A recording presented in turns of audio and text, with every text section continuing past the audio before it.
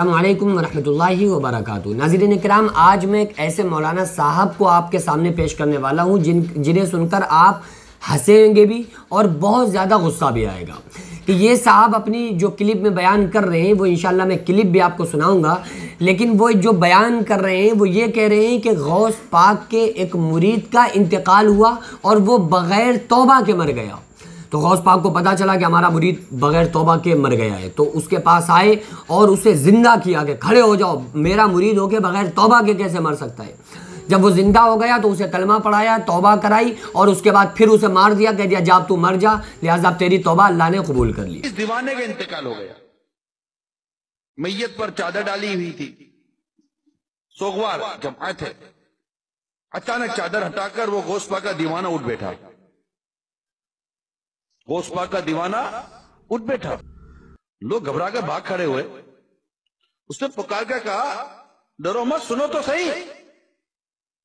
لوگ جب قریب آئے، واہ، لوگ جب قریب آئے تو کہنے لگا بات دراصل یہ ہے کہ ابھی میرے 11ویں والے آقا، پیروں کے پیر، پیر دستگیر، روشن ضمیر، قطب ربانی، محبوب سبحانی، غوث سمدانی، قندیل نورانی، شہباز لا مکانی،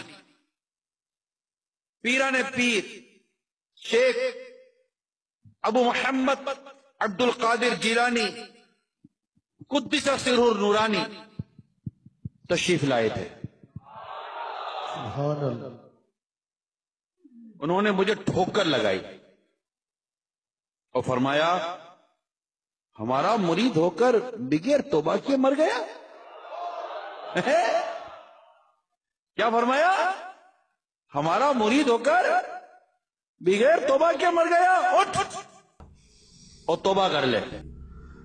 الحمدللہ عز و جل، مجھ میں روح لوٹ آئی ہے تاکہ میں توبہ کر لوں۔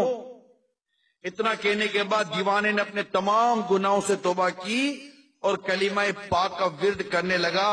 پھر اچانک اس کا سر ایک طرف ڈھلک گیا اور اس کا انتقال ہو گیا۔ تو یار یہ اللہ تبارک و تعالیٰ کا حکم جو ہے، وہ موت جو ہے اللہ کا حکم ہے۔ اللہ کے حکم میں کسی کو بھی ذرہ برابر اس میں انٹرفیئر کرنے کی اجازت ہی نہیں ہے۔ یہ تو پوری طرح سے قرآن کے خلاف ہے۔ پھر عجیب مسئلہ یہ ہے کہ لوگ اسے ٹائٹل دیتے ہیں کہ یہ کرامت ہے۔ بھائی کرامت بھی وہ ہوگی نا جو قرآن حدیث کے خلاف نہ ہو، قرآن حدیث کے مطابق ہو۔ قرآن تو کہہ رہا ہے فلولا اذا بلغت الحلقوم وانتم حینئذ تنظرون، کہ تم بڑے دعوے کرتے تھے ہم جو چاہیں کر لیں۔ اللہ فرما رہا ہے دیکھو ہم اس بندے کو موت دے رہے ہیں، تمہارے فلاں رشتہ دار کو، تمہارے فلاں عزیز کو، تمہارے فلاں انسان کو۔ اگر تمہارے اندر ہمت ہو تو اس کی روح کو واپس کر کے دکھاؤ، روک کے دکھاؤ۔ روک کیوں نہیں لیتے اس کی روح کو؟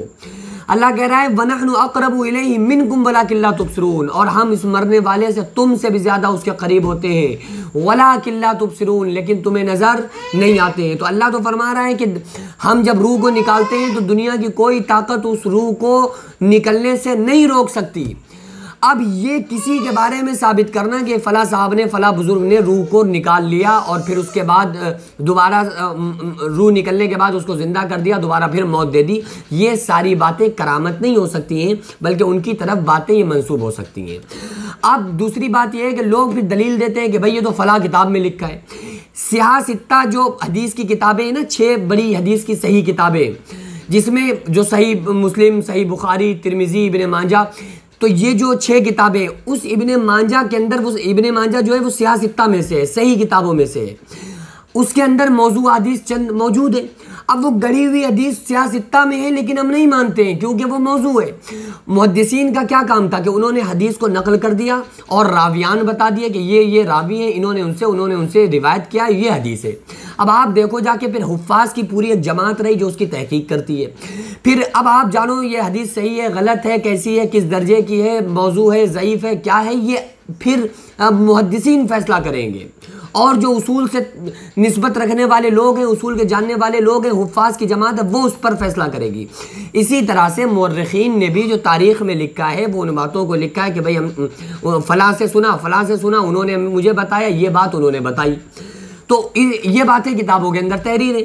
اب ان باتوں کو اگر کوئی انسان دلیل بنا رہا ہے تو جب تک تو اس کی دلیل ٹھیک ہے جب تک قرآن حدیث کے خلاف نہیں جا رہی ہے، لیکن اگر وہ دلیل قرآن حدیث کے خلاف چلی جائے تو یار وہ کسی بھی بڑے سے بڑے بزرگ کی بات ہوگی، اگر وہ قرآن حدیث کے خلاف ہوگی تو وہ دلیل نہیں بن سکتی۔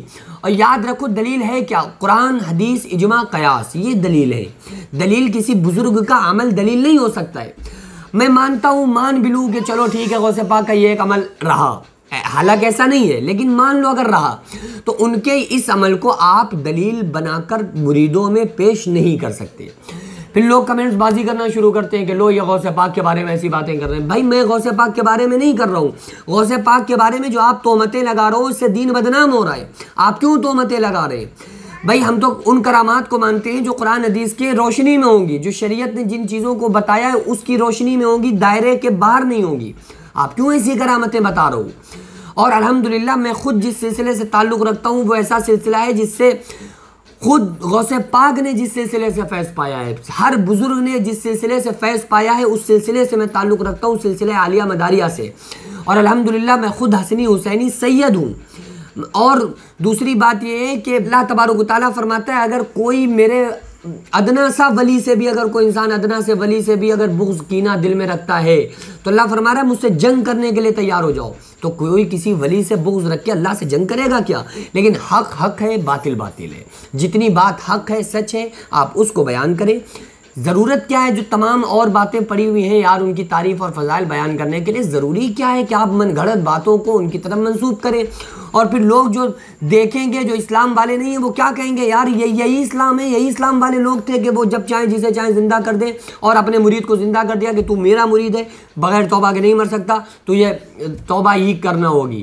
تو یہ چیزیں جو ہے خود آپ حضور صلی اللہ علیہ وسلم کی اگر آپ زندگی دیکھیں گے، سگا چچا ابو لہب ایمان نہیں لایا، ٹھیک ہے، ابو لہب کے بچے عتبہ شیبہ ایمان نہیں لائے۔ تو اگر ایسا پاسبل ہوتا تو ہمارے نبی صلی اللہ علیہ وسلم یہ ان لوگوں کو جو حضور کے قریبی لوگ تھے ان کو آپ کلمہ پڑھاتے، لیکن ایسا پاسبل نہیں ہے۔ اللہ نے فرمایا کہ اے نبی صلی اللہ علیہ وسلم، اللہ جسے چاہتا ہے ہدایت دیتا ہے، جسے چاہتا ہے گمراہ رکھتا ہے۔ اللہ نے اپنے نبی سے فرمایا ختم اللہ علی قلوبہم وعلی سمعہم وعلی ابصارہم غشاوہ۔ اے نبی صلی اللہ علیہ وسلم آپ نے سمجھائیں نہ سمجھائیں ان کے لیے برابر ہے، اللہ نے ان کے دلوں کانوں پہ مہر لگا دیا۔ انذرتہم ام لم تنذرہم لا یؤمنون، سمجھائیں یا نہ سمجھائیں ان کے لیے برابر ہے۔ کیونکہ ختم اللہ علی قلوبہم وعلی سمعہم وعلی ابصارہم غشاوہ، اللہ نے ان کے دلوں کانوں پہ مہر لگا دیا۔ صم بکم عمی فہم لا یرجعون، گونگے ہیں، بہرے ہیں، اندھے ہیں۔ تو یہ ہدایت دینا نہ دینا یہ اللہ تبارک و تعالیٰ کا کام ہے۔ تو بہرحال میرا خیال ہے کہ بات سمجھ میں آئی ہوگی۔ اولیاء کرام کی محبت ہمارے سینوں میں اگر نہیں ہے تو ہمارے سینے کسی کام کے نہیں۔ ہمارا ایمان کا فائدہ ہی کیا ہے کہ جنہوں نے ہمیں ایمان دیا ہے اگر ہم ان کے ہی گستاخ بن جائیں۔ ہمارا مقصد یہ ہے کہ ہم صحیح باتوں کو فالو کریں اور ایسی بات سے جس سے لوگوں میں انتشار پیدا ہو، ایسی باتوں سے بچیں۔